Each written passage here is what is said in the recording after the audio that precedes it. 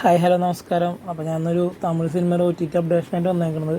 ഈ സിനിമ ഇന്നല്ല, കഴിഞ്ഞ വെള്ളിയാഴ്ച, അതായത് ആഗസ്റ്റ് 23-ന് റിലീസ് ചെയ്യുമെന്ന് പറഞ്ഞ സിനിമയാണ്. അത് ഒരു ദിവസം മുന്നേ തന്നെ ആഗസ്റ്റ് 22-ാം തീയതി രാത്രി തന്നെ റിലീസ് ചെയ്തിട്ടുണ്ടായിരുന്നു. റായൻ, തെന്നിന്ത്യയിലെ വൻ ഹിറ്റായി മാറിയ ധനുഷ് ചിത്രമാണ് റായൻ.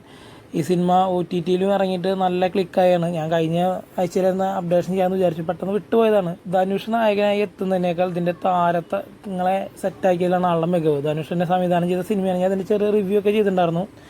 ഇപ്പം അടുത്ത് തമിഴ് സിനിമ ഒക്കെ ഒരുപാട് പടങ്ങൾ ഫ്ലോപ്പായിട്ട് നിൽക്കേണ്ട ഇടയിൽ ബോക്സ് ഓഫീസിൽ 150 കോടി കളക്ഷൻ നേടിയ സിനിമ കേട്ടോ. ഇതിൻ്റെ ഡിജിറ്റൽ അവകാശം, അതായത് ഇതിൻ്റെ OTT ചെയ്തേക്കുന്നത് ആമസോൺ പ്രൈമാണ്.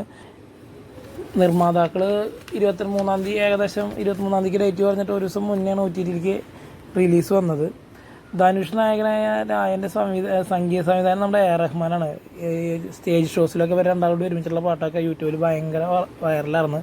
പിന്നെ മലയാളത്തിൽ നിന്ന് തന്നെ നമ്മുടെ അപർണ ബാലമുരളി, കാളിദാസ് ജയറാം ഈ സിനിമയിലുണ്ട്. ധനുഷ് അവതരിപ്പിക്കുന്ന നായക കഥാപാത്രം ഒരു ഫാസ്റ്റ് ഫുഡ് കടത്തുന്ന വ്യക്തിയായിട്ടാണ് വന്നേക്കുന്നത്. എന്നാൽ അപ്രതീക്ഷിതമായ കുറച്ച് ട്വിസ്റ്റും പിന്നെ അധോലോകമായിട്ടുള്ള ചെറിയ ഏറ്റുമുട്ടലൊക്കെ ആയിട്ട് ഇൻ്റർവെല്ലോട് കൂടി 1.5 ട്വിസ്റ്റായിട്ട് പടം നിൽക്കുകയാണ്.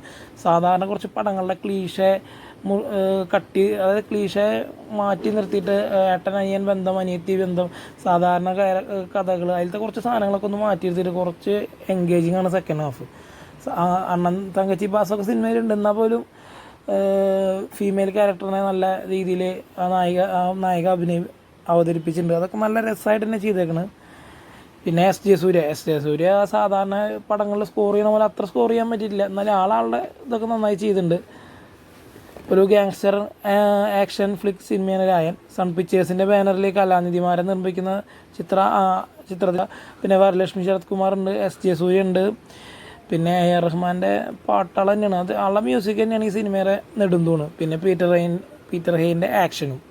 അപ്പോൾ തമിഴിന് പുറമെ ഹിന്ദി, തെലുങ്ക് ഭാഷകളിലും സിനിമ റിലീസ് ചെയ്യുന്നുണ്ട്. മലയാളത്തിൽ ഇത് വന്നിട്ടുണ്ടോ എന്ന് എനിക്ക് ഡൗട്ടുണ്ട്. അപ്പോൾ എല്ലാവരും ഒന്ന് ചെക്ക് ചെയ്യുക. ആമസോൺ പ്രൈമിൽ ഈ മാസം ആഗസ്റ്റ് 22-ന് സിനിമ OTTയിൽ വന്നിട്ടുണ്ട്. അപ്പോൾ എല്ലാവരും ഒന്ന് ചെക്ക് ചെയ്യുക. വൺ ടൈം വാച്ചബിൾ തന്നെയാണ്, അമ്പ മോശം സിനിമയൊന്നും അല്ല കേട്ടോ.